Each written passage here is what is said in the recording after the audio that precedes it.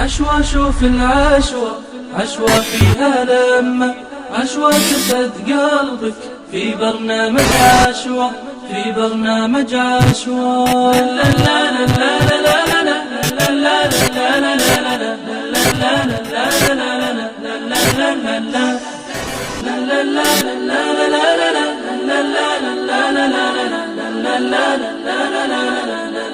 لا لا خير الليالي جلستنا محلاها، تجمعنا المحبة في الله الأخوة، غيمتنا التواصل وامطاره لقياكم، وازهاره ضحكاتكم في الأوقات الحلوة، غيمتنا التواصل وامطاره لقياكم، وازهاره ضحكاتكم في الأوقات الحلوة. عشوة يا ألفاتنا، عشوة ترابطنا، عشوة سعاداتنا، نبدأ خطوة بخطوة، نبدأ خطوة بخطوة، نبدأ خطوة بخطوة. أهلا هلا فيكم بالحب نحييكم، معكم سعاداتنا في برنامج عشوة، في برنامج الحمد لله رب العالمين، والصلاة والسلام على أشرف الأنبياء والمرسلين وعلى آله وصحبه وسلم تسليما كثيرا. أما بعد، فيا عجبا كيف يعصى الإله أم كيف يجحده الجاحد، وفي كل شيء آية تدل على أنه الواحد أو أنه واحد سبحانه وتعالى عما يشركون. Que c'est étonnant comment on peut désobéir à notre Seigneur. Comment désobéir à notre Seigneur? Et comment l'incrédule peut-il nier qu'Allah Jalla wa Ala, bien sûr, est unique, alors que dans chaque chose, il y a un signe qui prouve qu'Allah Jalla wa Ala est unique. Subhanahu wa ta'ala, gloire à lui, Jalla fi'ula, il est au-dessus de ce qu'ils lui ont donné comme associé. Et certes, ahibbati fillah, parmi les choses et parmi les sciences qui peuvent nous permettre de fortifier cette croyance saine, cette aqida sahiha, et de croire fermement qu'Allah est unique et qu'Allah subhanahu wa ta'ala n'a pas besoin et n'a pas d'associé, c'est la connaissance et la science des noms et des attributs d'Allah subhanahu wa ta'ala. Et c'est pour ça qu'Ibn al-Qayyim rahimahullah rahmatan wasi'a wa ghayru min ahli al-ilm on dit que la science, la connaissance des noms d'Allah subhanahu wa ta'ala, et bien sûr on englobe aussi les attributs d'Allah jalla wa ala, est l'origine de toutes les sciences. Et l'origine de toutes les sciences, ahibbati fillah. Et pourquoi pas? Parce que quand tu apprends à connaître ton Seigneur tabaraka wa ta'ala, eh bien tu te dois de l'apprendre à le connaître à travers ses noms et ses attributs, parce qu'Allah se présente, Allah se décrit à travers ses noms et ses attributs. Donc c'est pour cela que tu ne pourras jamais connaître et apprendre à connaître et aimer ton Seigneur tabaraka wa ta'ala tant que tu n'as pas appris à connaître. Et tu n'as pas pris ce moyen, cette voie-là, ici, qui est la connaissance des noms et des attributs d'Allah subhanahu wa ta'ala. Et quand tu aimeras Allah azza wa jal, à ce moment-là, Allah t'aimera. Et si Allah t'aime, tu as tout gagné, tu as tout réussi ici-bas et dans le delà. Allah se présente, Allah se décrit dans Al-Qur'an Al-Karim à travers ses noms et ses attributs et à travers les paroles du messager d'Allah alayhi afdalus salatu wa azkat taslim. Allah azza wa jal a décrit, Allah azza wa jal, il s'est décrit lui-même à travers les paroles du prophète alayhi afdalus salatu wa azkat taslim, par l'intermédiaire du prophète alayhi afdalus salatu wa azkat taslim, pas al-wahi, la révélation, ce qu'il a révélé au prophète alayhi afdalus salatu wa azkat taslim. Et quand tu auras connu Allah subhanahu wa ta'ala, eh bien à ce moment-là, ya Abdallah, tu vivras en ressentant ici un sentiment que peut-être tu n'auras jamais ressenti dans toute ta vie. C'est pour ça qu'on se doit de connaître Allah à travers ses noms et ses attributs. Allah il a des noms et Allah il a des attributs. Concernant les noms d'Allah subhanahu wa ta'ala, il faut savoir qu'Allah jalla wa ala nous a rappelé qu'il avait 99 noms, 100 moins 1, comme on va le voir par la suite incha'Allah ta'ala. 99 noms qu'il nous a révélés. Mais il y a d'autres noms qu'Allah subhanahu wa ta'ala ne nous a pas révélés. Et parmi les preuves de cela, c'est la dua très connue Allahumma inni abduka ibn abdika ibn amatik nasiyati biyadik ad-du'a, jusqu'à ce qu'on arrive à la parole où tu invoques Allah azza wa jalla à travers ses noms et ses attributs. Et tu dis ici Allahumma inni as'aluka bi asma'ika al-husna أو كما جاء في الدعاء اللهم إني عبدك ابن عبدك ابن أمتك ناصيتي بيدك ماض في حكمك عدل في قضاؤك أسألك بكل اسم هو لك سميت به نفسك أو أنزلته في كتابك أو علمته أحدا من خلقك, et là c'est ce qui nous importe, أو استأثرت في علم الغيب عندك. Donc ici tu invoques Allah Azza wa Jalla à travers tous les noms qu'il s'est donnés, les noms qu'il a révélés dans son livre, les noms qu'il a enseignés à une de ses créatures, ou bien, et tu généralises, ou à travers les noms, même à travers les noms que tu as cachés dans ta science de l'inconnu. Donc ça c'est la preuve qu'il y a des noms qui ne nous ont pas été dévoilés. Mais il y a 99 noms qui nous ont été révélés, comme il est relaté dans Sahih al-Bukhari, et le prophète a mentionné 100 moins 1, c'est-à-dire 99 noms. Et ces noms-là sont cités dans le Coran, dans les détails, et dans la Sunna. Certains dans le Coran, et d'autres dans la Sunna. Et Allah Azza wa Jalla a les noms parfaits, sublimes, complets.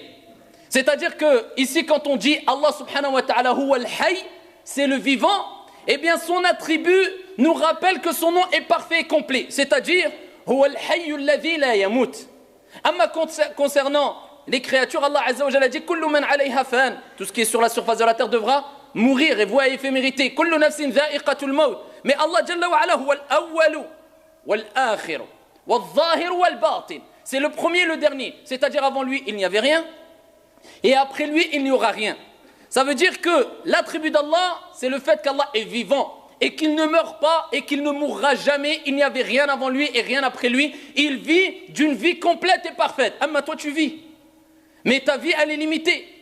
Amma Allah Azza wa Jal, il vit, c'est un attribut d'Allah subhanahu wa ta'ala, mais sa vie est complète et parfaite. Et il détient les noms sublimes. Walillahi al-asma'ul husna. Fad'uuhu biha. Allah Azza wa Jal a les noms sublimes. Il a les meilleurs noms, les parfaits noms, les noms parfaits et les noms complets. Amma, parmi les noms d'Allah Azza wa Jal, il y a Al-Karim, le généreux. Est-ce que toi tu as le droit de t'appeler Karim? Naam. Mais ici, la différence entre toi et ton Seigneur Tabaraka wa Ta'ala, c'est que Allah Jalla wa Ala a les noms parfaits et les attributs parfaits et complets. Tandis que toi, tu peux t'appeler Karim sans être généreux. Mais Allah Azza wa Jal, c'est lui Al-Karim, le généreux. Et on rajoute l'article défini Alif wal Lam. Al-Karim, c'est le, c'est-à-dire par excellence. Sa générosité est parfaite, complète. Il donne comme il veut, quand il veut, si il veut, sans limite. Subhanahu wa ta'ala. Amma toi, tu peux t'appeler Karim et ta générosité peut être limitée. C'est ça la différence, ahibati fillah. Mais tu as le droit de t'appeler Karim. Et le mieux, le plus complet, c'est concernant les noms d'Allah Azza wa Jal, c'est de dire Abdul Karim, serviteur du généreux. Amma, le fait de dire, à titre d'exemple, je profite de cette situation, d'utiliser des termes comme Abdul Nabi, wal'iyadhu billah, ceci est interdit. Par exemple, des gens s'appellent Abdul Nabi, vous savez ce que ça veut dire? Ça, c'est du shirk en soi-même. Je ne dis pas que la personne est tombée dans de l'association, il a akhiré grande association, il sort de l'islam. On ne rentre pas dans les détails, fait tafsil, mais nous disons c'est interdit. Parce que là, tu t'appelles serviteur de qui? Du prophète. Et nous sommes tous ibadullah, serviteurs d'Allah, l'unique. Ah, mais on n'est pas serviteur d'un prophète. Donc, Abdul Nabi, c'est interdit. Mais Abdul Karim, Abdul Aziz, Abdul Hamid, il a akhiré, tout ceci est autorisé, ou bien Hamid, Karim et autres. Mais Al-Karim, Al-Aziz, Al-Qawi, Al-Jabbar, Al-Mutakabbir, tous ces noms-là sont propres à Allah Azza wa Jal, c'est-à-dire en rajoutant l'article défini Alif wal Lam, et nous disons que seul Allah a les noms sublimes accompagnés des attributs parfaits, complets. Donc Allah a les meilleurs noms cités dans le Coran et dans la Sunna, cherche-les. Ils sont relatés dans le Coran et dans la Sunna authentiques. Et il a des attributs. Les attributs, on a donné un exemple. Al-Karim, c'est lui qui est généreux par excellence. Il donne sans limite quand il veut, comme il veut. Subhanahu wa ta'ala. Parce que c'est lui Al-Ghani, le riche par excellence. Toi, tu peux être riche, mais ta richesse est limitée. Et dans tous les cas, si tout au long de ta vie, tu as été riche, elle est limitée, elle va s'interrompre parce que tu vas mourir. Et tu ne vas pas apporter tes richesses avec toi dans ta tombe. Amma Al-Ghani, Allah Jalla wa Ala, c'est lui le riche par excellence. Allah, il a des noms, on en a parlé. Et il a des attributs. Ici, parmi les attributs d'Allah subhanahu wa ta'ala, à titre d'exemple, il y a Al-Ghadab, la colère.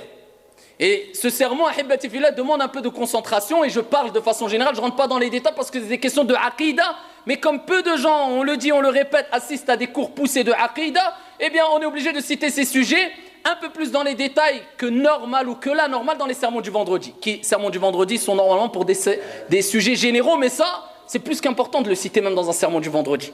Mais dans les détails, trop dans les détails, on ne peut pas. Donc je vous donne certaines informations qui sont des bases importantes et impératives à connaître pour tout musulman et musulmane.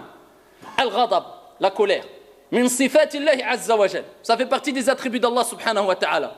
Et parmi les preuves de cela, il est relaté dans un hadith, à titre d'exemple, que le prophète alayhi salatu wassalam a dit Man lam yas'alillah yaghdab alayh. Par exemple, il y a beaucoup d'ahadiths qui le prouvent. Celui qui ne demande pas Allah, qui n'invoque pas Allah, il dit non, moi j'invoque pas Allah, je ne fais pas des du'a, eh bien Allah se met en colère contre lui. Al-ghadab, ça fait partie des attributs d'Allah Azza wa Jal. Allah subhanahu wa ta'ala, il n'a pas informé ni le prophète alayhi salatu wassalam, ni quiconque à part le prophète alayhi salatu wassalam, ni lui-même dans le Coran al-Karim que ici, celui qui est en colère fait partie des noms d'Allah Azza wa Jal. Mais il a rappelé que c'est un attribut. Allah se met en colère. Dans certaines situations, Allah Azza wa Jal se met en colère. Donc certaines personnes, ils ont cru à cela. Ils ont dit, Allah a dit, il se met en colère. C'est qu'il se met en colère. Le prophète l'a mentionné, c'est qu'il se met en colère. Ça fait partie des attributs d'Allah Azza wa Jal. Et d'autres, ils ont interprété. Ils ont dit, non, ce n'est pas la colère, c'est autre chose. Ça veut dire, par exemple, on va dire c'est la vengeance. Parce qu'on ne peut pas dire qu'Allah, le Créateur, se met en colère. Donc on va dire que la colère veut dire ici la vengeance. Et ils sont rentrés dans ce qu'on appelle le tahrif, la déformation, wal-iyadhu billah. C'est-à-dire ils ont déformé, ils ont interprété un attribut d'Allah subhanahu wa ta'ala et cela interprète des noms d'Allah azza wa jalla aussi. On sait que c'est un attribut d'Allah subhanahu wa ta'ala, Allah se met en colère, on doit y croire fermement, sans aucun doute. Comment il se met en colère? Al-kayfu majhoul. On ne sait pas. Est-ce que la colère d'Allah est identique à la colère des êtres humains? Allah dit dans le Coran, Laysa kamithlihi shay, wa huwa as-sami'ul basir. Il ne ressemble en rien à ces créatures. Et c'est lui ici, celui qui entend tout et celui qui voit tout. Allah Jalla wa Ala ne ressemble en rien à ces créatures. Et il se met en colère. Croire en cela obligatoire. La manière, Allahu A'lam. Pourquoi on n'en a pas de détails? La définition du comment est une innovation. Voilà comment réagissent le groupe sauvé qui est appelé Ahlus Sunnati wal Jama'a. C'est-à-dire ceux qui s'accrochent à la sunna du prophète alayhi salatu wassalam et qui se réunissent autour de cette sunna. C'est-à-dire qu'ils croient à tous les noms et les attributs d'Allah Azza wa Jal sans rentrer dans quatre choses. Retenez-les bien. Min ghayri tahrif wala ta'til.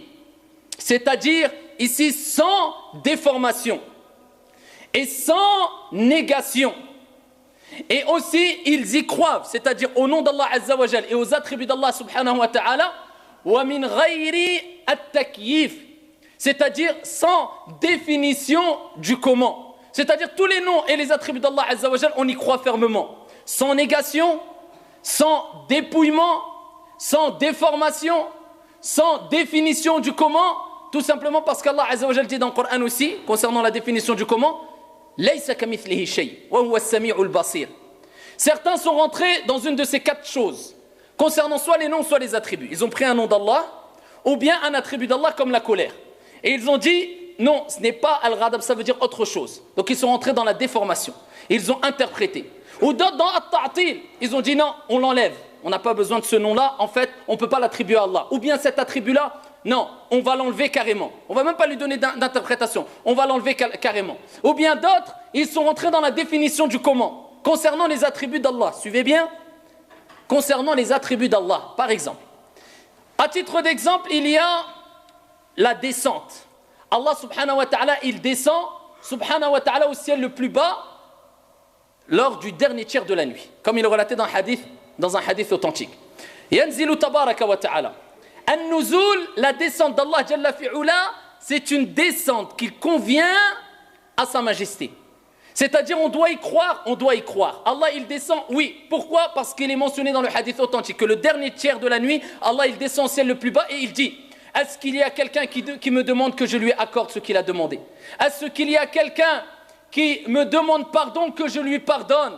Allah Jalla wa Ala, voilà comment il a mentionné dans le hadith authentique. Donc ici nous disons il descend. La descente d'Allah subhanahu wa ta'ala, ça fait partie de as-sifat, des attributs d'Allah Azza wa Jal appelés sifatul fi'liya, les attributs d'action. Pourquoi? Parce que les attributs se divisent en deux catégories. Sifatul dhatiyya et as-sifat al-fi'liya, les attributs d'essence et les attributs d'action. C'est quoi les attributs ici d'essence? On parle de dhat, l'entité d'Allah. C'est les attributs qui décrivent Allah. Allah il a un visage, Allah il a des mains, Allah Azza wa Jal huwa al-hakim, il a la sagesse, et Allah Azza wa Jal il a al-ilm, la science, c'est le savant. Tout ça, ça fait partie de la description d'Allah. Comment Allah et son prophète l'a décrit? C'est pas toi ou moi, attention. Comment Allah et son prophète l'a décrit?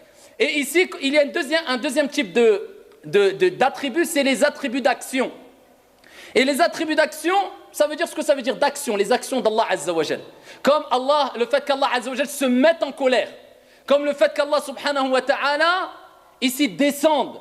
C'est un attribut d'action, il descend au ciel le plus bas. Comment différencier entre ces deux attributs? C'est que les attributs d'essence sont éternels.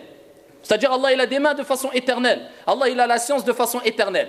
Mais les attributs ici d'action, c'est des actions qui sont propres à des situations. C'est quand il veut qu'Allah subhanahu wa ta'ala descend.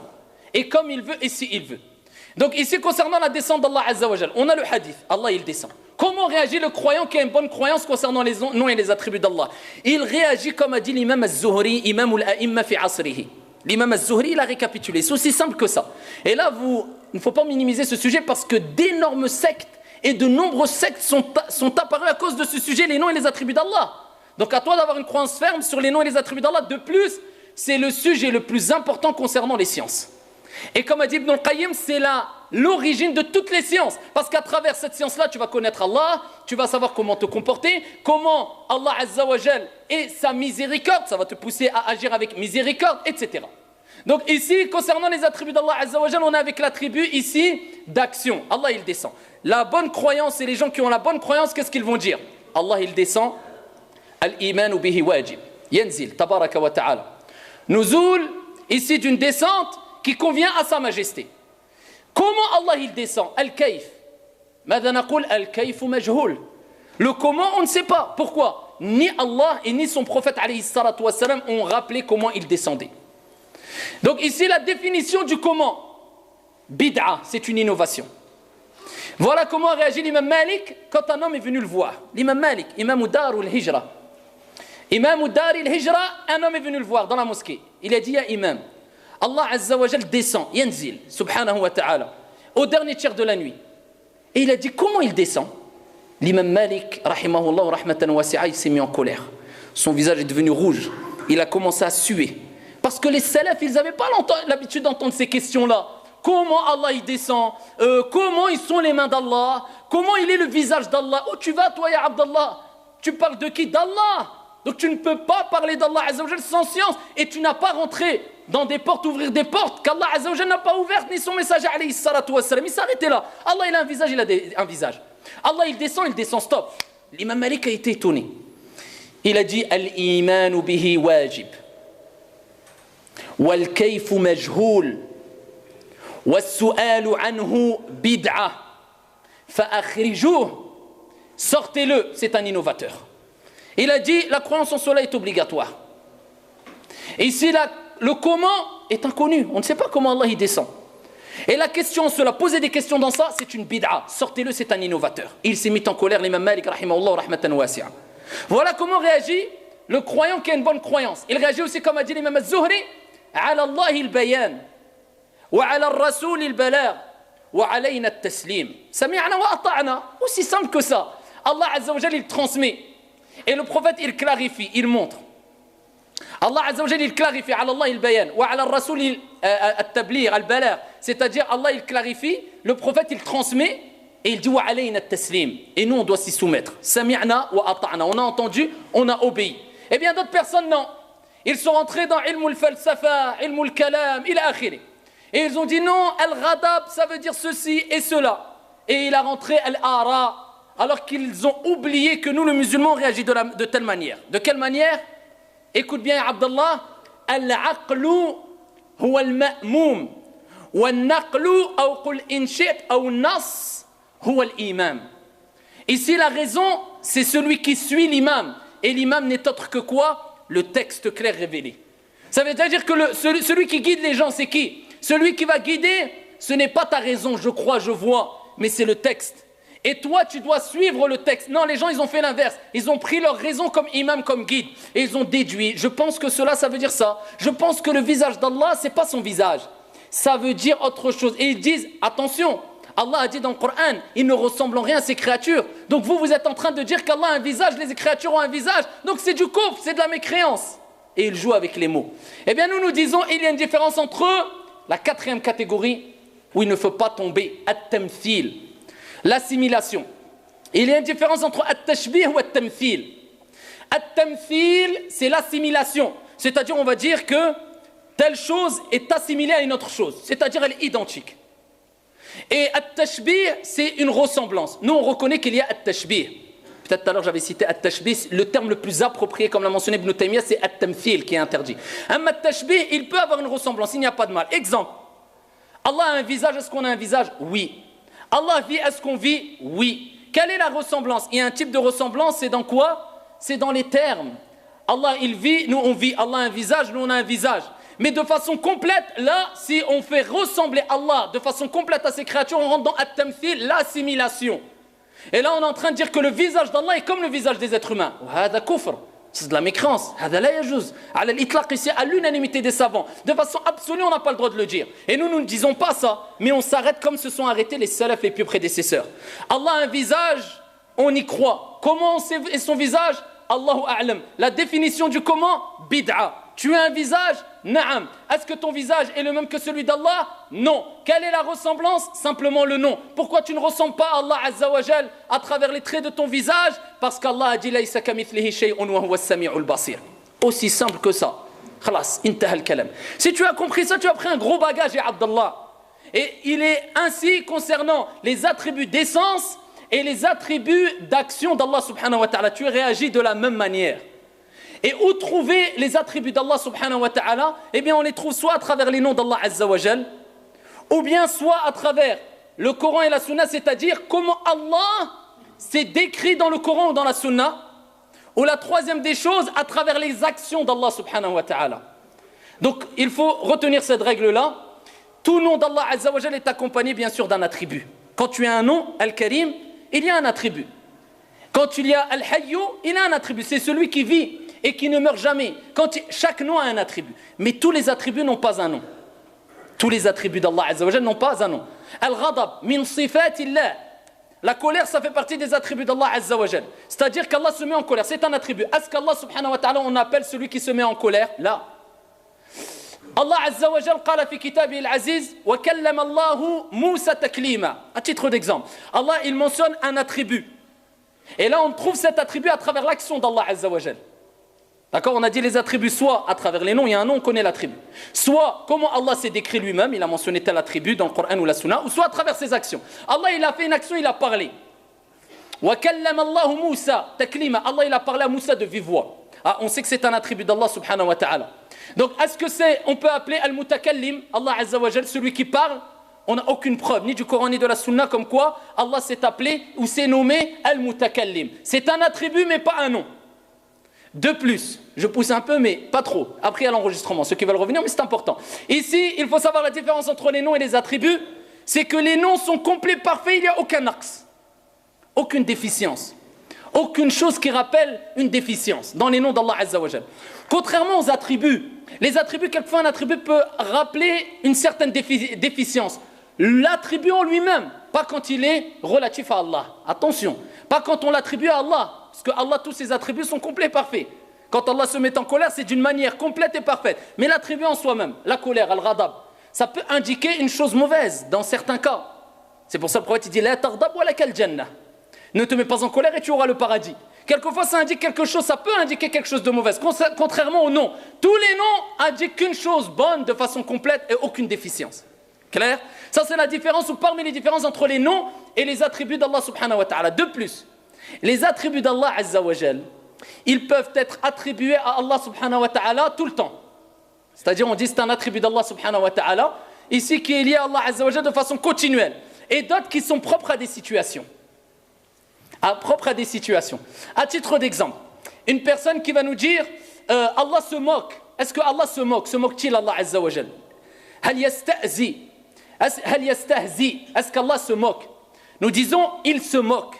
Mais on ne peut pas attribuer al-istihza, la moquerie à Allah Azza wa Jal de façon mutlaqan absolue, continuelle.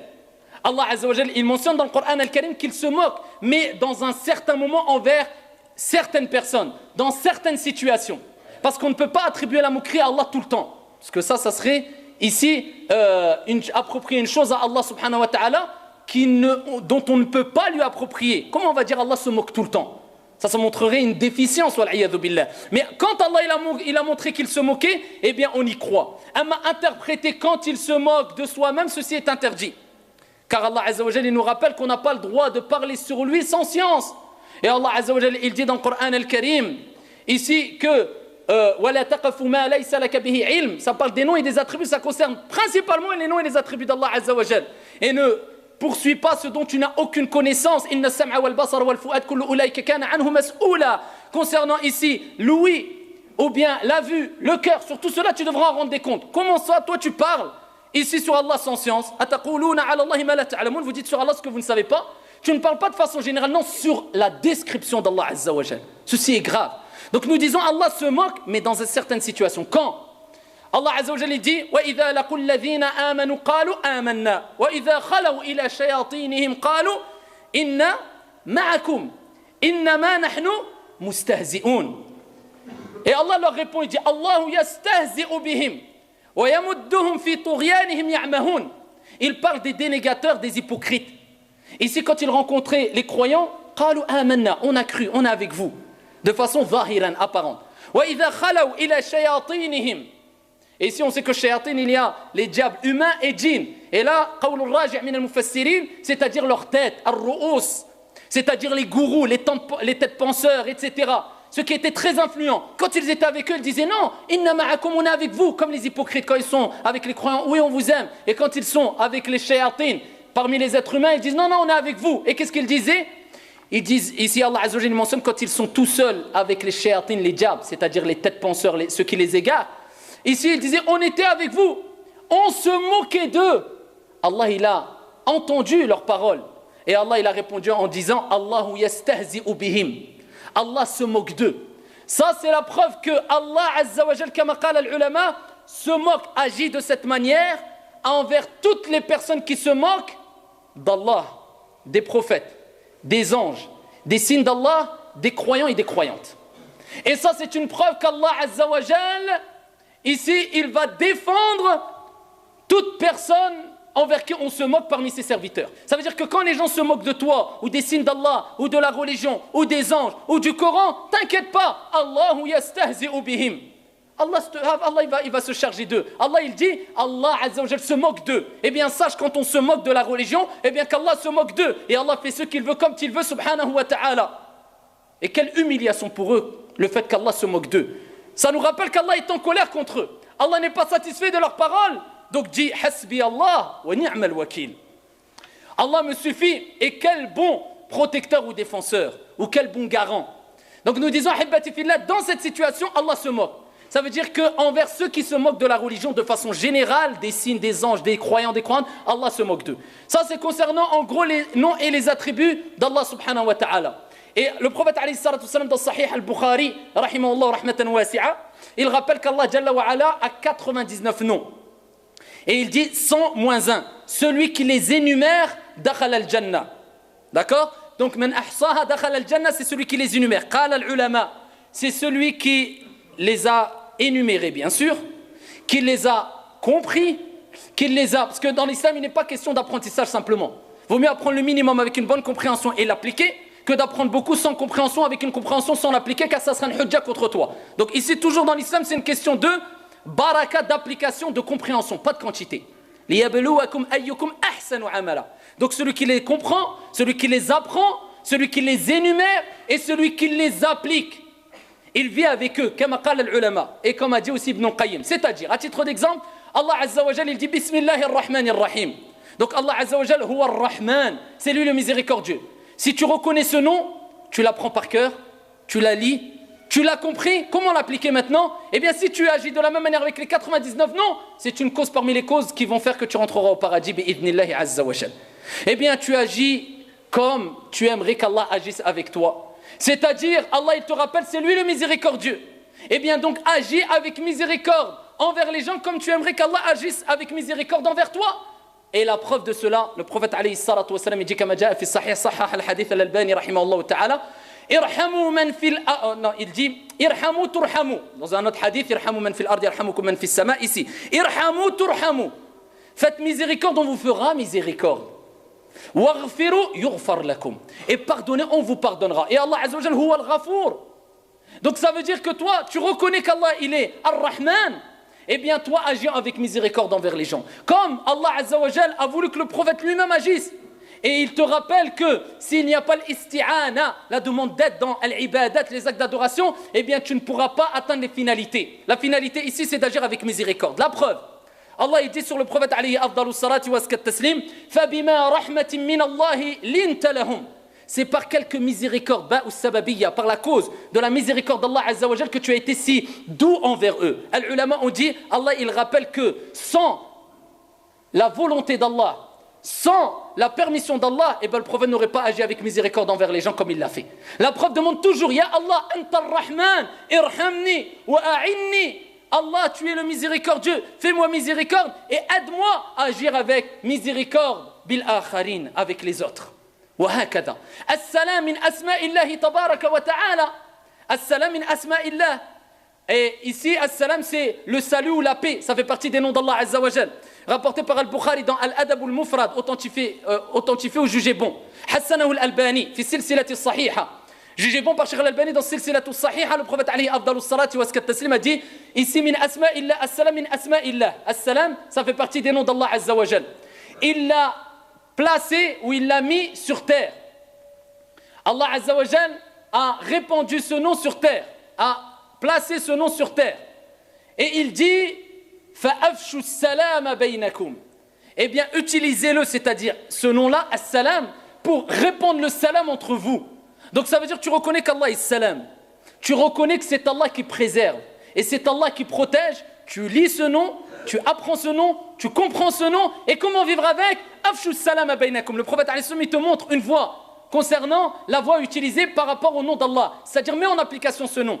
Répandez le salam entre vous. C'est pour ça que quand tu dis à ton frère Assalamu alayka, c'est une personne. Assalamu alayki, si c'est une femme. Assalamu alaykum, si c'est al-jam', un groupe. Eh bien, c'est le fait de réunir deux choses. Comme a dit Ibn Qayyim.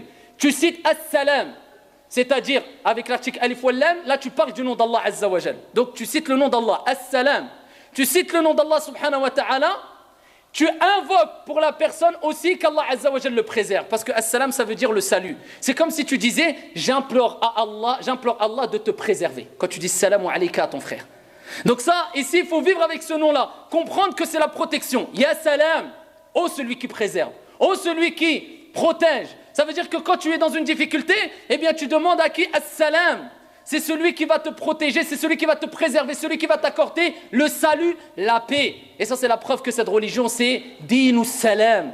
C'est la religion de la paix, parce que le prophète nous a ordonné de transmettre ici ce salut, qui est un salut de paix. Assalamu alaykum. Jusqu'à ce que même si un non-musulman, kama dhakara dhalika ibn al-Qayyim, wa ghayru min ahli al-ilm, te passe le salam en disant Assalamu alayka, eh bien tu dois obligatoirement lui rendre le salam en disant Wa alayka salam, de façon complète. S'il te dit as-salam, tu dis wa alayka. Si tu as un doute de ce qu'il t'a dit, tu n'as pas bien compris, tu dis wa alayka tout simplement. Comme Allah a dit wa idha huyyitum bi tahiyyatin fahayyu bi ahsana minha aw rudduha. Si vous êtes salué par une salutation, eh bien ici, saluez ou répondez par quelque chose de meilleur, ou bien rendez le minimum ce qu'on vous a donné comme salut. Une réponse proportionnelle. Assalamu alaykum wa alaykum salam. Le mieux, wa alaykum salam wa rahmatullah wa barakatuh, ila akhiri.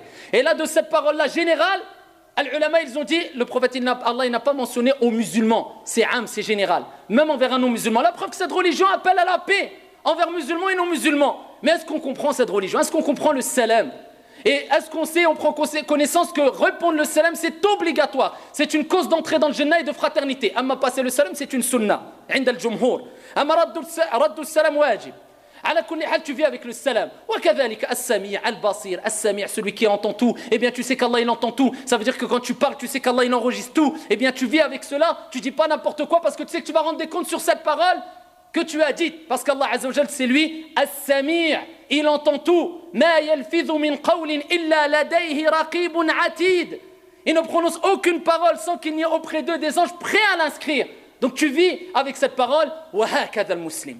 Il vit avec les noms et les attributs d'Allah subhanahu wa ta'ala. Quand il a bien compris cela, il les a appris, il les a énumérés, il les a mis en application, eh bien il est encadré par le hadith du prophète alayhi afdalus salati wa askat taslim qui dit qu'Allah a 99 noms, celui qui les énumère, eh bien il rentrera au paradis. Certes, c'est un sujet un peu complexe, mais que tout musulman et musulmane doit connaître, et j'ai dit les grandes lignes sans rentrer dans les détails. As'alullah jalla wa ala an yarzuqani wa iyyakum ilman nafi'a. إن الله وملائكته يصلون على النبي يا أيها الذين آمنوا صلوا عليه وسلموا تسليما اللهم صل وسلم وزد وبارك عليه وعلى آله وصحبه أجمعين وارض اللهم عن الخلفاء الراشدين المهديين أبي بكر وعمر وعثمان وعلي ومن تبعهم بإحسان إلى يوم الدين اللهم يا حي يا قيوم يا ذا الجلال والإكرام يا أكرم الأكرمين يا أجود الأجودين نسألك بكل اسم هو لك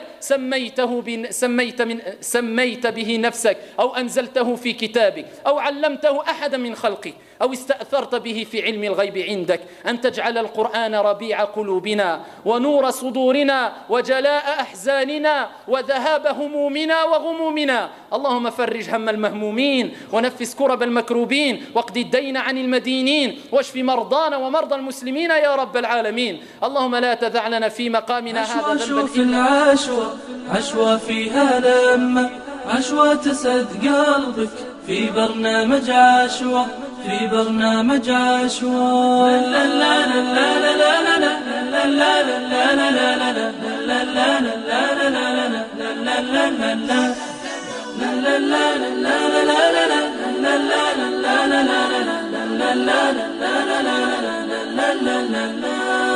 في خير الليالي جلستنا